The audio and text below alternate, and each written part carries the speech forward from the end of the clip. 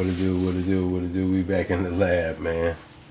7 with gatekeepers. Hey, it's a follow-up to the first video, so now we got some confirmation. In my first video, I said, obviously, I don't know Lebron, so I can't speak for him. I was just putting in my 2 cents. But now we got confirmation at that exact moment that I said, when he criticized and said, you know, I'm pleading with you as a father, stop this. Did all that, you know, his Stephen A. shit. I told you that was the moment. Okay, so we got and LeBron now confirming it here yesterday during the Lakers game, or ahead of the Lakers game against the Boston Celtics. Check out what LeBron James has to say to Richard Jefferson. See if you can hear it. So if you heard it, he said, I was talking about as a father. Now, Swaggy C here on X was able to kind of read some lips and transcribe it for us. LeBron at the end, right. That's the only thing I was tripping on. Once he said as a father, that's when, yeah, that was it. So, of course, makes sense. We know Stephen A. Smith made some comments about LeBron James after Bronny played for the Lakers against the Philadelphia 76ers. Now, there was a lot of context that was missing. Context is always important. Context is always important. There was a reason why Bronny was on the floor. Tyrese Maxey did his thing, is what he always does.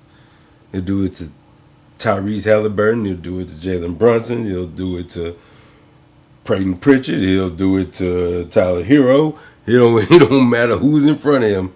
Other capable players, he gonna cook them just like he gonna cook Bronny. He just happened to do Bronny up something nice. There's a reason he was on the floor During that game, and in the response to it after the game, it created this whole firestorm of people being upset with LeBron, being upset with the situation, claiming nepotism, all this kind of stuff, because Bronny got absolutely torched by Tyrese Maxey. There's no denying that. That's exactly what happened.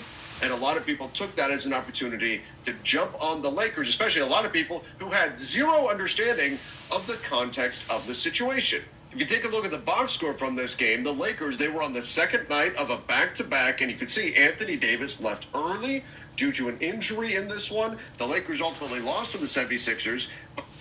So in a situation like that, obviously they're going to put their players in that need a look, players that need some burn. We losing this game anyway. He goes on to say that Shake Milton had previously played bad the game before. Gabe Vincent couldn't play.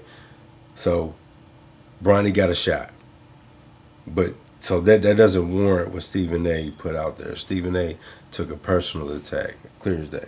Second night of a back-to-back, they were missing multiple players due to injury. Gabe Vincent was not available for this game, and Shake Milton did not play well the night before. So the Lakers needed another guard that they could turn to in this situation, and Bronny had been playing well in the G League for the South Bay Lakers, so head coach J.J. Redick made the decision to give him an opportunity here with the Lakers. You can see it did not go well. Played 15 minutes, 0 for 5 shooting, 0 for 3 from 3, 3 turnovers in 15 minutes, and he got crushed by Tyrese Maxey, who made short work of Bronny James. But keep in mind,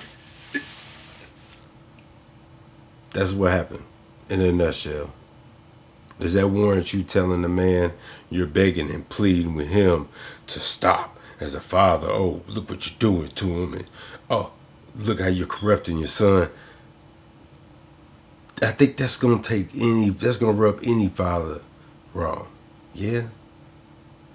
It rubbed me wrong. I'm not LeBron. I took offense to it. So here we go. And this was an end-of-the-bench guy for the Lakers in a situation where players in front of him had either played extremely poorly or were injured in the case of Gabe Vincent, and so that created an opportunity for him to play at the NBA level and show what he can do. This is not out of the question to happen. In fact, this happens all the time. All the time. Guys from the G League get a look. We're short on rotation. We got injuries. We call-ups. Got call-ups, guys who've been playing well. Yes, of course. This happens all the time. And Bronny has been in the G League balling. So he got cooked on that one night. But to over-sensationalize and do all of this because you know it's LeBron, and that's antagonizing. It's like, okay, well, you poking me now. I would have took it that way. I think anybody would have took it that way. But that's just me, man.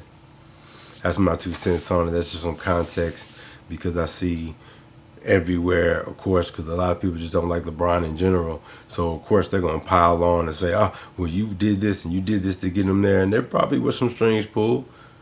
Let's just be honest. You know what I'm saying? Because he went to the Lakers. There was talk that he was supposed to go possibly to the Warriors or the Celtics. They wanted to draft him. I don't know if they was going to use him as bait or what. But he fell to the Lakers because obviously Rich Paul, LeBron put the word in. He ain't going to come to y'all anyway. So be it. If we're going to have a conversation about that, let's have a conversation about that.